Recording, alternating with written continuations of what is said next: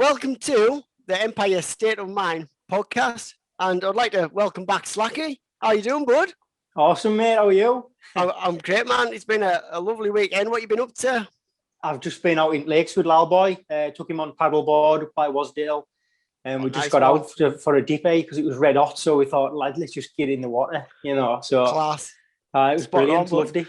So off the back of the last podcast, we were aiming to help people, and we've done our job, haven't we? We've got a few messages. I know you've got a few more than me because obviously it was your story. So I just want you to tell us a bit about the feedback you got and some of the questions that you maybe got.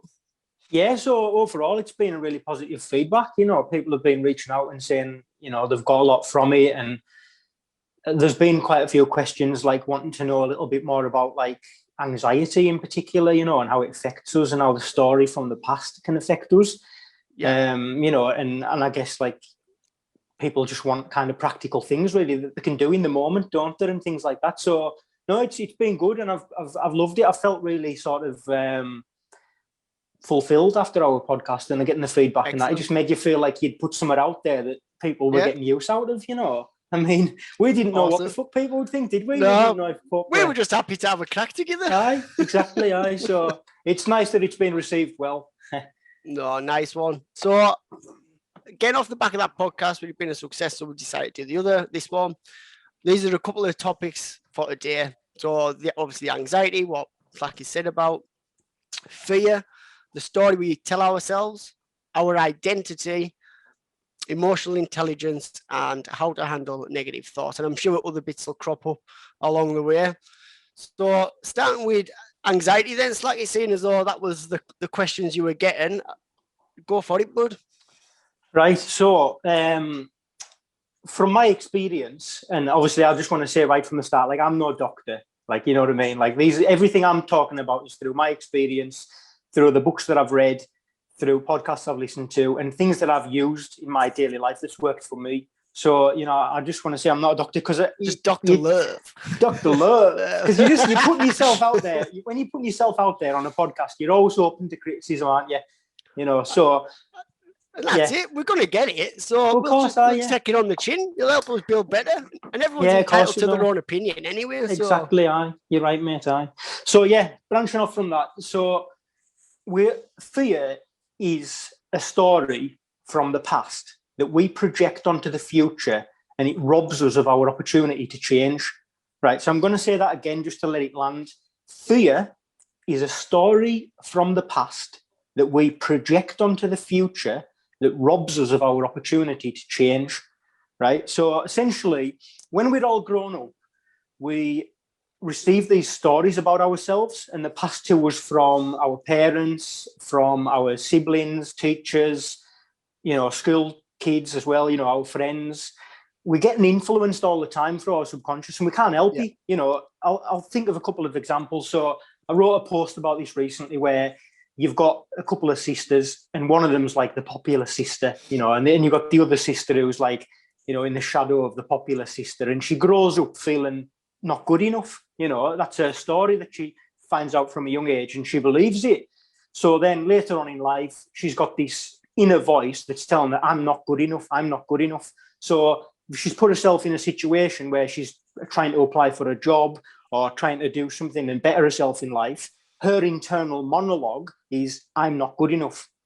Yeah. There's other examples where the only child, he gets spoiled all his life, he gets everything given to him, and he gets out in the world and he suddenly feels like a victim. He suddenly feels like, oh, this is a harsh world here. I don't deserve this. This isn't fair. It isn't fair. Now, there's a number of them. There's obviously the child that's pushed into competitions by the parents all the time, and the parents are kind of essentially vicariously living their unfulfilled life through the child.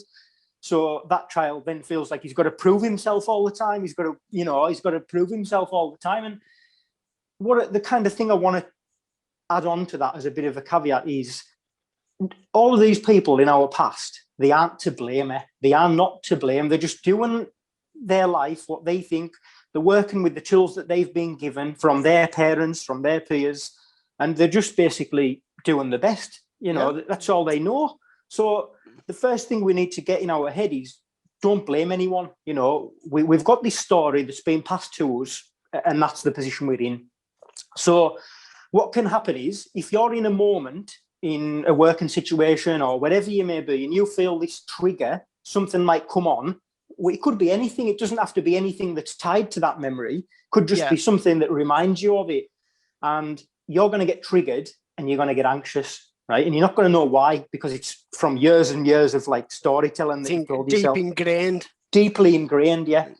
So you're going to get triggered and you'll maybe start to feel, you'll put yourself into a mild state of fear, right? You'll begin shallow breath, right? And you won't notice it because it won't be obvious. It's not like you're going to blind out into a big panic like somebody's trying to run you over. It's going to be a very mild thing.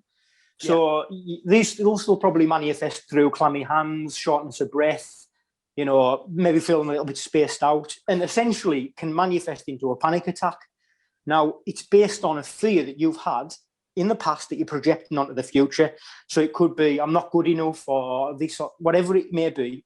So I guess finding a tool to deal with that in the moment, it's changing your relationship with the past so that you can be a better version of you now and in the future. So it's looking at the root, basically.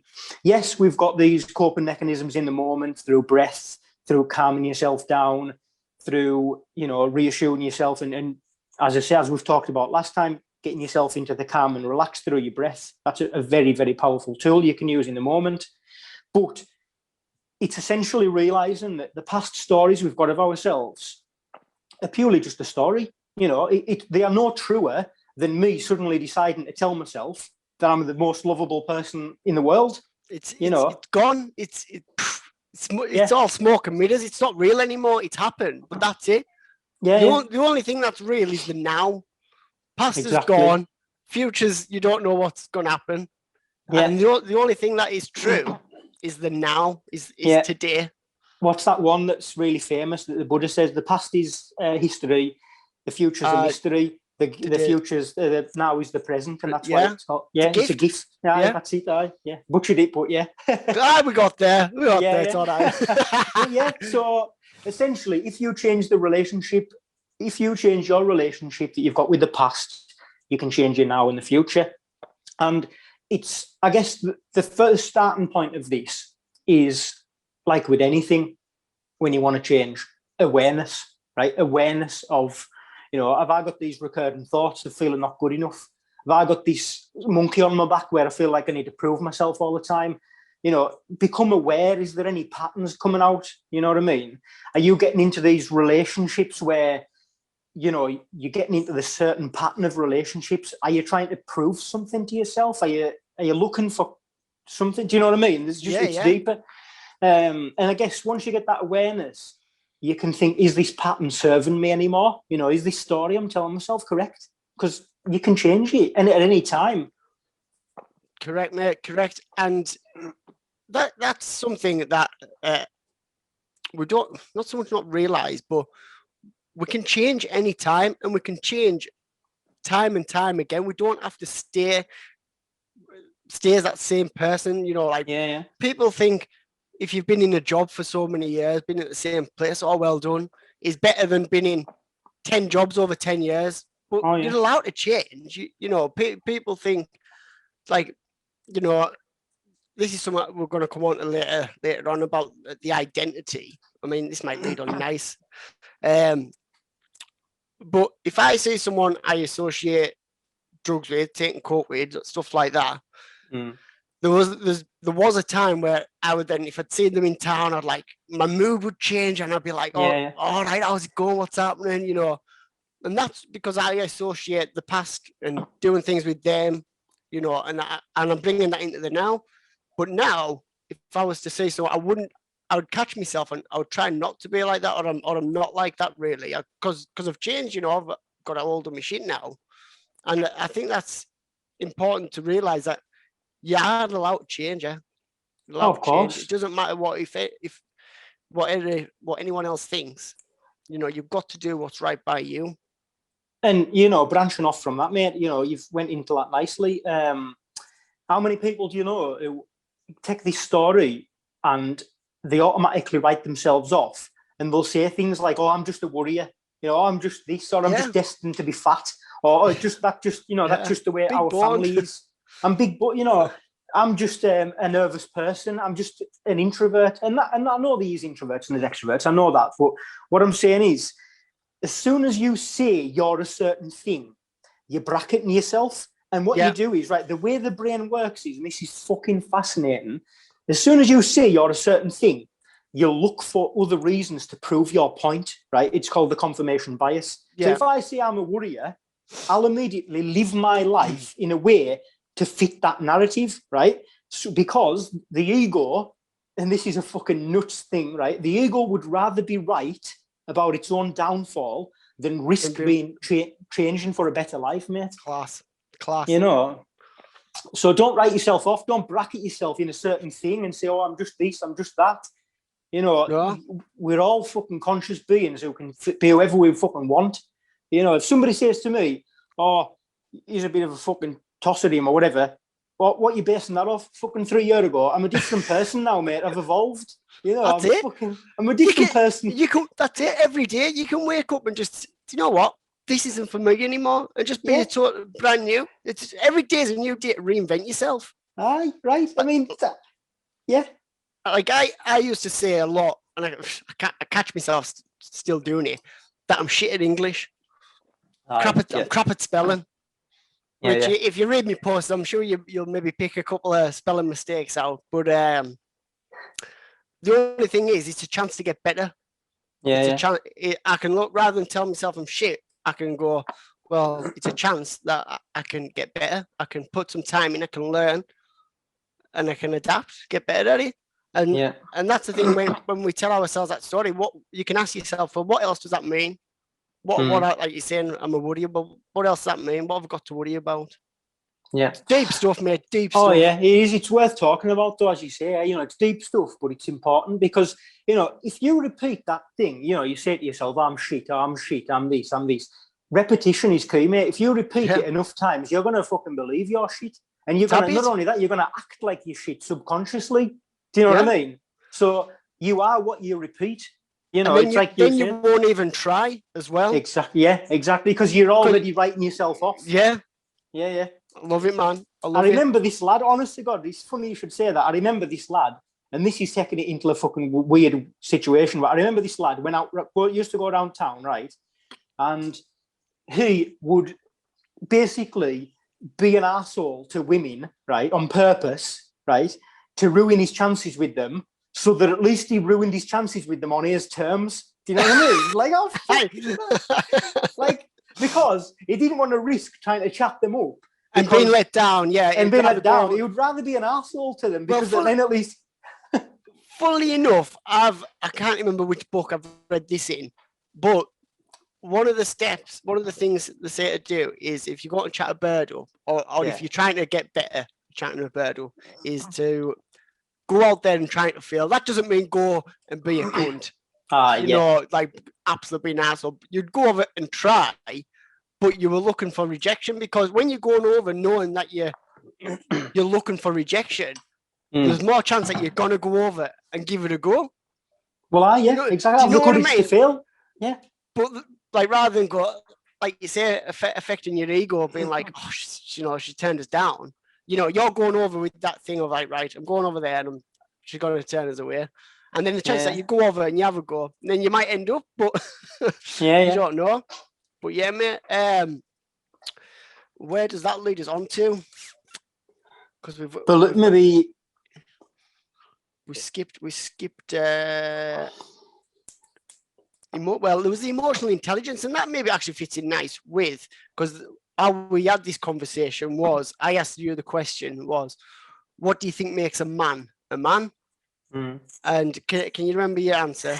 Yeah, well, I think obviously we started off this based on the fact that, you know, the stereotypical man is alpha male, you know, muscles, you know, just fucking alpha male, as we say, you know, that's enough. You don't need to branch off from that. Alpha male, manly man. Yeah. But, you know, and especially living where we live in West Cumbria, you know, you've got the factory worker man who's like, you know, providing food on the table and that. It's an archetype that's kind of well suited to a working class town where we're from. You know, the alpha man. rugby, bodybuilding, and that. However, what we've talked about when we've had a conversation is, like, yeah, you can be an alpha and you can have traits, but you should also have a sensitive side, and you should be able to be in, emotional intelligence, which is what you touched on. Yeah, so that's like being able to read situations, like, and being true to yourself. So we've had the conversation about being yourself and being your true self.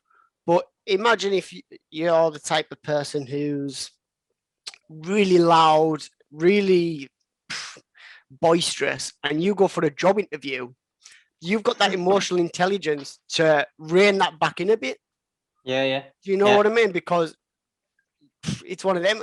You might not be being true to yourself, but you've got to kind of have, you can't go to a funeral being all boisterous. No. You know what I you've mean? got to be able to adapt. Ant Middleton talks about it all the time, about being emotional, and you're going from one room and you there's explosions everywhere, and then you go into the next room and there's like a child and a little, and a mother and a child, and you need to adapt and be able to adjust to the moment. That's insane. That, like, insane. Mm-hmm. Couldn't comprehend that. No, but yeah, and so how we speak to ourselves, how we respond, and how we handle negative emotions. So how do you handle negative emotions or negative thoughts? Sorry. I guess I witness them, acknowledge them, and sort of let them pass. Realize that there's nothing to be scared about. Do you know what I mean? You're not going to have a brain tumor off. I used to panic when I used to have repetitive thoughts. Yeah. I used to think, what's going on? Like, is something going to happen? And that's where the panic sort of sets in and you kind of exacerbate it. But I guess it's just about realizing that your thoughts, you can't control your thoughts. A lot of them just arise. Like if somebody says, oh, don't think about this, like they just come and you can't stop them. So I guess it's just non-attachment to them, witness them, let them go. And then it's like meditation. What meditation has taught me is this: you can start meditation with a really repetitive mind, repetitive thoughts. You're thinking about the job interview you've got coming up. You're thinking about how you've had a shitty conversation with somebody and it could have gone better. You're constantly going around. But when you just witness them and you get non-attached to them and you just let them go, eventually they slow down and there's gaps between those thoughts, and that's where peace arises. Yeah. And yeah, it's literally just non-attachment to them, accepting them for what they are. And they're fine. They're fine, mate. Mm-hmm. And that's it. We all have them. Like, it's about catching them. I done a thing called Mind Powers with John Kehoe. I think he's some Canadian guy. And it's I'm going to read out the laws of the mind. So, my thoughts are real forces. This is law 1. Every thought I think is a force and an energy, and is having an effect in my life. Law 2. Law of transmission. My mind is a sending and receiving station of thought. Number 3, law of attraction. Thoughts that I emotionalize become magnetized and attract similar and like thoughts to me. So, which we were saying about the law of attraction. When it's like when you get a new car, you never see it on the road, and then next thing you know, you see them everywhere. Yeah.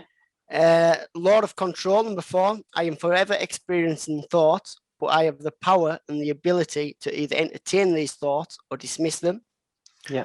Law of insertion. I have the power and the ability to insert any thought of any type into my mind. So anytime you have that negative thought, your mind's like a garden. Got to pull that negative weed out, plant a positive. Yeah. Law of connection. My inner and outer worlds are connected. So that was a good course that I done. John Kehoe. That's brilliant. That you don't have to send us that. Just them, what you've just said there, they're brilliant. Then we could have had conversations on each particular one. I mean, what I was going to say is just touching on little bits of what you said there. Like, your thoughts just arise, and it's about obviously accepting that. And a lot of the time you can't really change how you speak to yourself. You can't really change how those thoughts are arising, because a lot of them, as we've touched on earlier, are from the past. But we can change how we listen to ourselves. We can change how it's not really about getting good at talking to yourself, more about getting good at how you listen to yourself.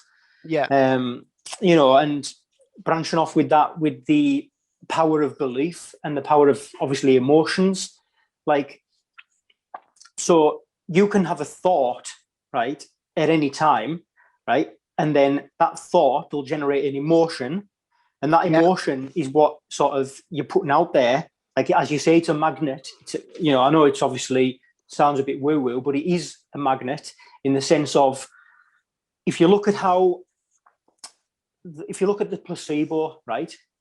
We all know about the placebo. Yeah. Okay. It's just, a sugar pill, nothing in it, just sugar. And you're taking it with the belief that you're going to get better. So that in itself shows that when you're taking something with the belief that you're going to get better, your internal chemistry and everything makes yourself better. Now, if that doesn't show you the power of the mind and the power of belief, like what else could you say to that? And the opposite is also true. And this is a story you can actually look up, right? I've heard it on several podcasts and people often refer to it. There was a guy who was an engineer on a train, right? And he was in like the back of the train section, right? And he was doing some engineering work, and he got locked in the back of the back room in the engineering section, right? He got locked in there. Nobody could see him because he was in on there on his own. And generally speaking, what happens is when he gets locked in the room, some gas gets released into the room, right? And that's generally what would happen. So he thought he was going to die, right? He thought he was going to die because he was in there for half an hour, and he was writing these notes on the door in this, like, can't remember how he was writing them, but he was writing, "Oh, not long left, goodbye." And he wrote his goodbye note, and he died, right? He actually died, okay? When they got in there, like hours or whatever later, there was no gas. He'd thought himself dead, right? Thought yourself to death? That's mad. Because it's the nocebo. When you believe something, you can think yourself sick. Yeah. Like, and that's what people are essentially doing. A lot of people in life thinking these negative thoughts. Oh, I'm just this, I'm just that. Oh, I'm scared. It's no coincidence that they pick up illnesses, Like, it's that victim mindset, isn't it? And accepting responsibility as well is some of it. Yeah. Responsibility change, which we talked about. But that is a mad story, that with the train guy. Yeah, you can look it up. It's fucking fascinating. Like, the power of belief. And as well with the looking at the past and looking at the future, that depends on how you want to look at it as well. You can look back into the past with gratitude and being able to look at lessons that you can learn from it. Yeah. And then you can look into the future with inspiration and what you've got to look forward to. And it's up to it. You've got the choice on how you feel about it, or how you can generate the thoughts about it. Like you say, we can't control our thoughts, but we can control our thoughts. Yeah, exactly. We're always having them, but it's up to us if we pay attention to them and if we add fuel to the fire for them. Yeah, exactly. It's like you can't prevent your thoughts that have been programmed from us from years ago, from when we were a child, and that you can't prevent them. So you need to create a better relationship with them ones, but we can plant seeds, as in thoughts, today. And an example of that is, you could sit now and just close your eyes and visualize, like, eating a juicy mango, for example. You could close your eyes and visualize that, right? You could, and eventually your mouth will start salivating, like it will, because you're planting a thought. It's like that one where paradise isn't a place, it's a feeling. Yeah. That meditation where you're on a beach, you can close your eyes and visualize. You have to, get into a deep state of relax. I say that all the time. That's mad. Like, if I'm sat outside at work in the sun, I'll sit there, close my eyes, and go, "You could be anywhere in the world right now." Yeah, you could. I say that all the time, eh? I genuinely do. It's just like, could be anywhere right now. I could be on a beach. Yeah, just you like could. Chilled right now. That's crazy. Yeah. I like that. No, it is it's class. And touching back on you were saying about when you're like a child and you get these values put on you by your parents, your peers, kids around you, your teachers, and your beliefs. And touching onto the perception side of things. So imagine, for instance, as an adult, you're driving your car, somebody rear ends you, and then at that time, it's your perception, which is how you're going to go with it. And what can have an effect on your perception is your state, your overall feeling. Yeah. If you've had a great day, you're like, oh, you might not be that bothered. You maybe you maybe just found out that your mum's got the all clear of cancer. So you know what is a bump on the car? Do you know what I mean? So you could have had a shit day, so you might take it another way. Also, your values. So if you're in the car with your mum and dad, and they had an accident, and you were in the car, and depending on how they reacted, that's how you'll react. Yeah, because that's their value. You know, if they value you could be driving around in a flash Range Rover, and it's only a car in the day. Does it really matter? Or you could be driving around in a absolute banger, but you could get really mad about it depending on your values and belief. Like, why have they done that to me? And taking that victim mindset, and then from that as well, you've got your perception, which affects your decision, your behavior, and your action, and your result. Just got a notification there. That's all good. And the result of the outcome. So is it losing your head, or is it just like exchange numbers with a smile? No worries. Yeah.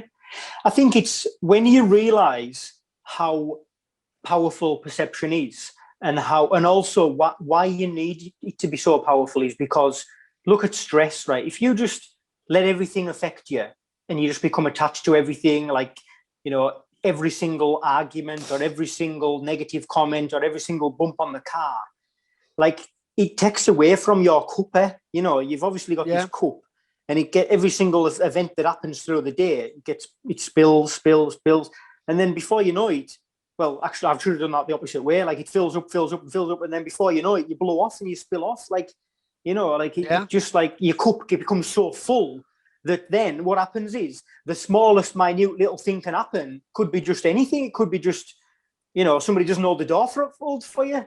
Someone doesn't open the door for you, and then you just blow your lid. So it's just, But I think once you realise that, you think, well, life's too short, man. Just fucking let it go. Like, you know. Water off a duck's back. Water off a duck's back. Like, I'm not going to, when you realise how powerful a thought is, you'll never think another negative thought in your life, because then you'll be like, what was I thinking that for? I know. Yeah, because you've seen it when you're holding a grudge and you're angry. Do you know what I mean? You're holding on to that and you're seething. And you're not thinking, I'm holding on to this anger. Yeah. Because I've never more understood that hot coal. You're only burning yourself, you know, holding on to something. But all right, I'm still here. We're still there. Yeah, can you need a phone stand, man. I got too excited. Yeah. But I've never understood that as much, like, as I do today, about like just that controlling your thoughts about other things, and just what will be. That's life. Yeah, exactly. Another thing as well is with anger, right? That's something that I just let go of now. I've got such a good relationship with anger. I just let it go because I know the effect it has on you. It can ruin your day. You know, not only that, you can come home from work and then you're not as present with your son because you're holding on to a grudge. So anger's one thing as well. But another thing that I've also let go is embarrassment.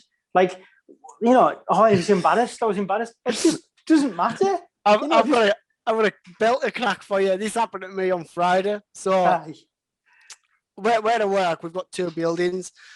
And there's a road between the two buildings. And I was walking across the road, and there's a couple of different entry points. So my mate's going over the road as well, but he's down the bottom end of the road, and I'm at top end.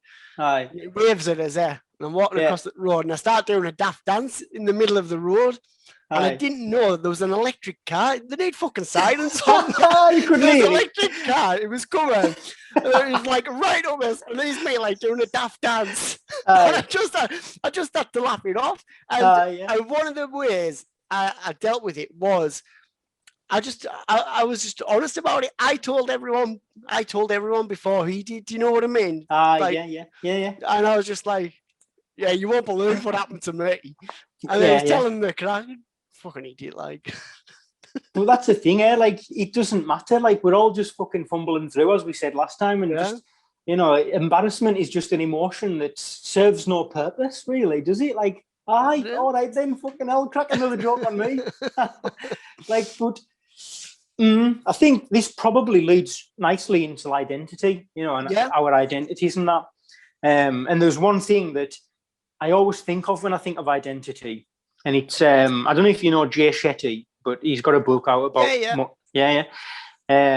was a monk. Like he was obviously a monk. He's done podcasts and he's got a book out and that.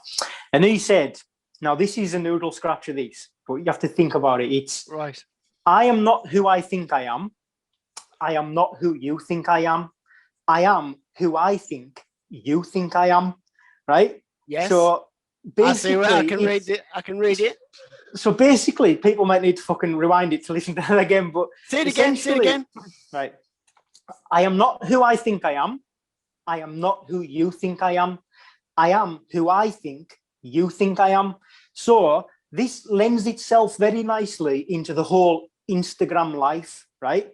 So I think in my head now, I'm not bothered, I'll hang myself out to dry for this purpose of this example, right? I think in my head now that you've got an impression of me in your head. It might not even be true, but I think you have, right? Yeah. So I try to live my life to fit that narrative, right? So, for example, it could be this, right?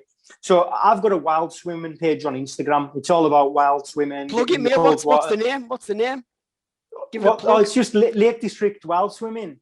Give it a follow, guys. Give it a follow. It's just creating awareness of like cold water exposure, all the lovely waterfalls and dips in the lakes. So, but however, that page has created a certain identity, a guy that gets in waterfalls, who goes to the gym. Like, I can't lie to you now and say to you that there isn't a part of me, a part of my ego, that when I'm out in the lakes, in the waterfalls, thinking, oh, I tell you what, I'll get this photo, it'll fucking promote my fucking wild image. Like, I can't help that. Like, that's just fine. Do you know what I mean? It's a part of my ego. Yeah. But at the same time, it's about reining that back in and realizing that the purpose I'm doing this for is to immerse myself in nature, the fucking cold water. I fucking love it. It's who I am. And I'm quite fortunate that I actually live that in line with that. But you get a lot of people who are promoting this image who the fucking don't even like. It's not even them. Yeah, it's what's the word? Oh, I can't think of the word. Persona, like persona. No. How you are when you're around people, and then how you are when you get home. Aye. Like your true self. No. I think. Fuck. In summit. Introvert, extrovert. No. Skip. Pass. Yeah. I'll have to pass on we'll that. add it in later. But when I've Googled it, or if you know, just drop a comment. Insular. No, I'm just gonna. I'm playing any word we now. did in. I know it's a good game. Let's see how long we can go on for. So integrity. Integrity. I knew you. Yeah, integrity. So how you are behind closed doors, essentially, isn't it? Yeah. So you've got all these people posting how they want people to think they are. That's what you said. Yeah. But the integrity of it is that's not really them. What are they like when they're at home or when they're on their own? Yeah. And that's the thing, that Instagram, in this day and age, it does promote that, it promotes this persona. But one thing that I heard on a podcast recently was the persona, which is essentially the mask that we put on, the persona can't feel love, it can only feel praise. Do you know what I mean? Yeah. Only the true self can feel love. So if you're getting praise for something that you're not going to feel that sense of fulfillment from it because it's not who you really are. No, but that'd be like cheating on a test and somebody going, "Oh, well done, mate, well done." You can't. Yeah, exactly. You're not going to feel it, are you? No. But if you haven't cheated on a test and you've done well, you've tried your best and done all right, then then you will feel love from that feedback. I guess similar aspect as well. A similar example you could say there is if me and you have climbed a mountain together, we've grueled and we've got up to the top and enjoyed the view, but yet somebody next to us has just been dropped off by a helicopter. We're going to feel more enjoyment out of that, aren't we? Yeah, that's class. Class. Mm-hmm. I was talking to me mate, actually Lee Dixon. Just name drop him again for crack. He'll be listening. And I was saying that imagine me and you going for a walk, right? And having a good laugh and a good crack, whether that's down by Derwent, do you know what I mean? Or just in the middle of town, right? And then imagine coming into some money, lottery win or whatever, and me and you go in Vegas and having a good night out. Yeah. Our happiness levels haven't changed. We're as equally as happy. It's just the environment that's changed. Yeah. Do you know what I mean? Like, it's just like the small things. Like, you can have a good night out with your mates. You don't need to be anywhere being all flashy and living up to that Instagram thing. You can just enjoy yourself. Yeah. In the moment with the little things as well. That happiness doesn't change. Mm-hmm. Well, I think as well, I know you'll relate to this because I see you living this all the time, but everything is just, and this is going to sound quite woo-woo, but, you know, if you understand it on any level, we are all just energy, frequency, and vibrations, right? Me and you could fucking go down to Walter Wilson's shop and have a good fucking up-tempo crack, and it doesn't matter where we are. Do you know what I mean? No, we don't fucking good, you know, it's all just the vibe, isn't it? Yeah. You know, like, so... But didn't we bump into each other last lockdown? Can you remember? And that was down there. That was down there. And this was before we even began to think about doing the podcast. This before I can't even remember before I even started having a coach and doing even the journaling and that. I can't remember now. But yeah. And we bumped into each other and we must have been stood there for half hour or something, eh? Yeah. Easy. I mean, I know, obviously I don't want to bring back the past sort of negative and that, but lockdown to me, like, yeah, I did go in a low way, and like everyone. And eventually, once I came out the other side and I, you know, put my pieces together and stuff, and I got the setup better with working from home and stuff, I started to thrive. I started to see it as, right, this is the way it is now. And I started to think, this is just like an example of, like, I don't know, I know it sounds extreme, but Viktor Frankl being put in prison. This is it. We're in this situation now. How can I make it better? So just fucking thrive, man. Just put a different vibe across and just be like, you know, it doesn't matter where you are. Focusing on what you can do, what's in your control. And there's a technique where you can literally write down, whether you put it in a circle, in a box, or just however you want to lay it out, and write down things out of your control and things in your control. Yeah. And then you put a big circle, a big square, whatever, around on the things you can control. And you just put a big X through everything else. Cross it out. Cross it out. You don't need it. You don't need it. And it's like... Go on, bud. No, go on, you go on. I'm just too excited. Go on. It's all right, because I was about to turn a page and look for a note to put down. So if you want to go for it. I was just going to say, I've lost my track now. What were you saying? What were you on about? You were saying about... the focus on writing it down.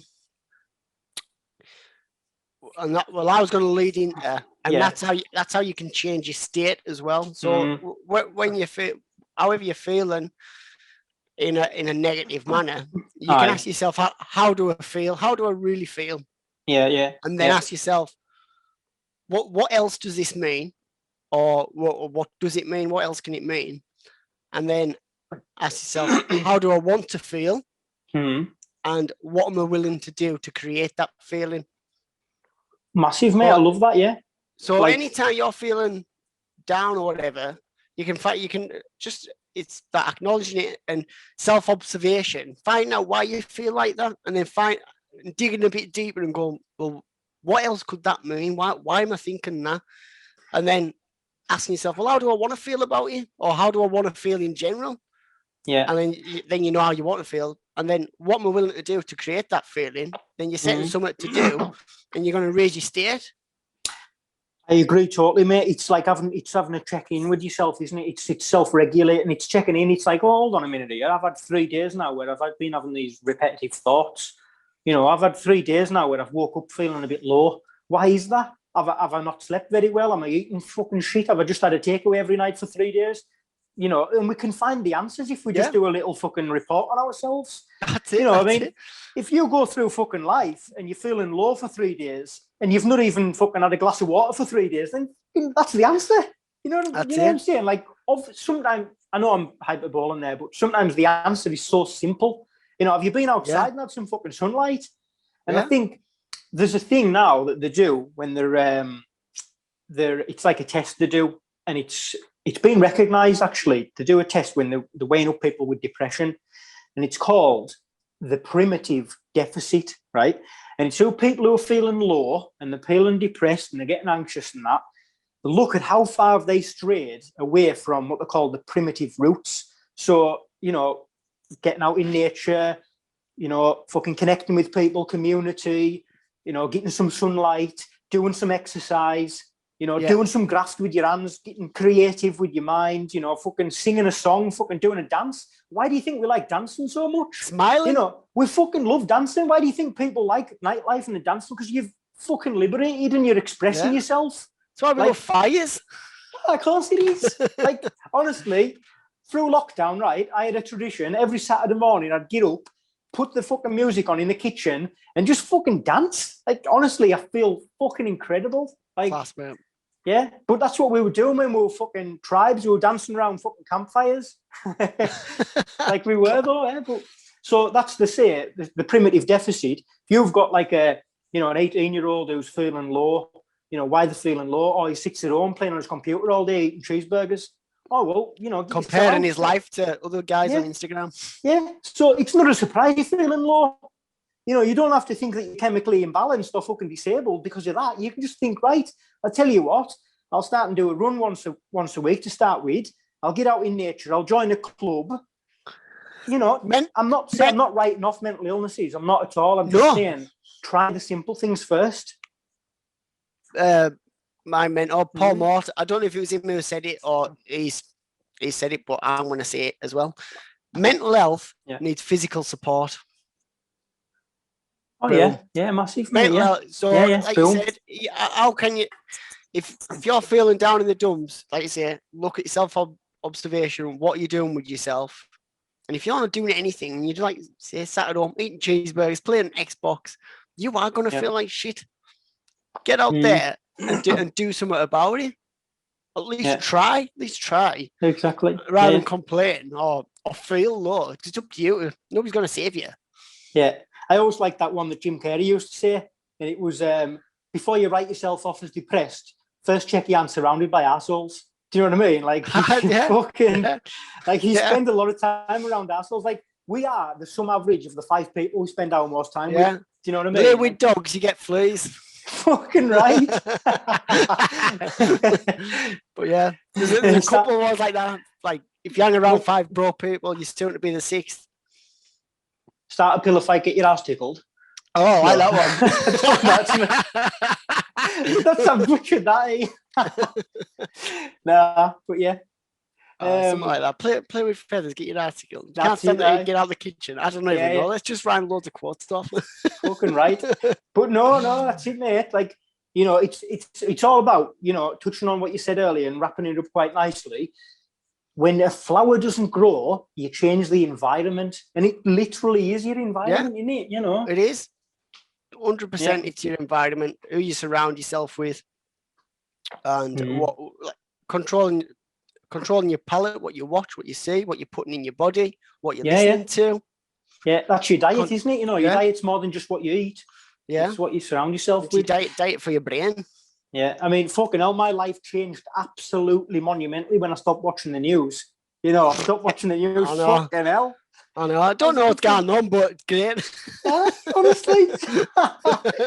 Yeah. Class, mate. Well, Slacky, have you got out to add or out you want to before we wrap it up? Or are you...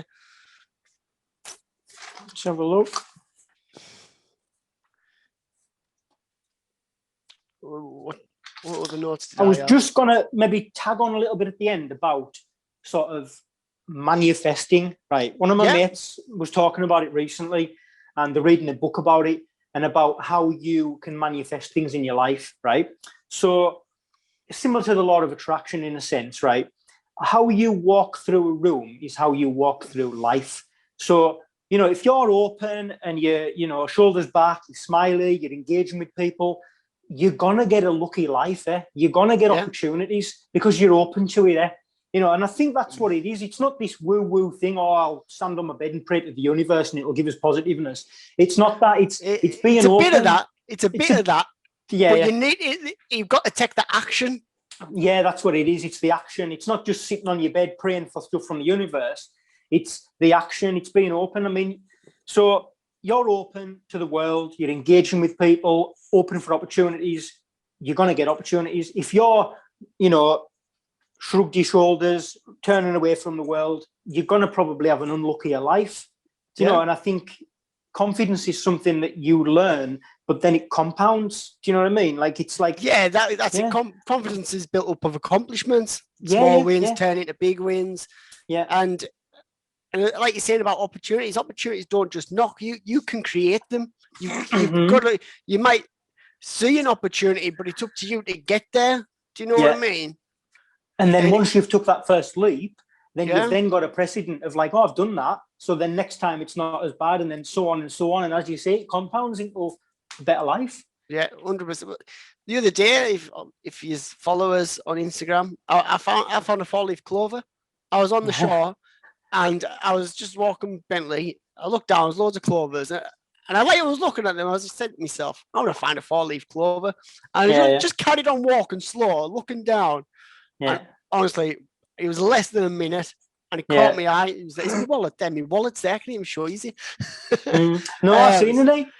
But that just shows, it's like a sign. It's like the universe sending you a sign. It's pretty mad. Let's have a look. I put it in a bit of paper. I hope it hasn't felt a bit. Oh, you can't even see it now. Obviously, if you're listening to this, you can't see it. You can't see it. Yeah. But yeah, pretty insane. Like I say, I don't really believe in luck, but it just means something to us now. Yeah, good. No, it's nice. If I do lose it, I'll find another and I'll plant them, and then I'll have a 4-leaf clover farm. That's what I'm going to do. And I'll sell them to people. Class. Nice one. So are you happy with that, Slacky? I think we've had a good crack, mate, haven't we? It's been good, like always. Awesome. Well, thanks for coming back on, mate. Really appreciate your time. And it's been an awesome crack. So, and thanks for listening or watching. If you're watching right now, let us know what you think. Let us know if there's anything else you want us to talk about. And if round 3 is pending. Yeah, definitely, mate. Awesome. Right. Well, have a good evening, Slacky. I'll catch you in a bit, mate.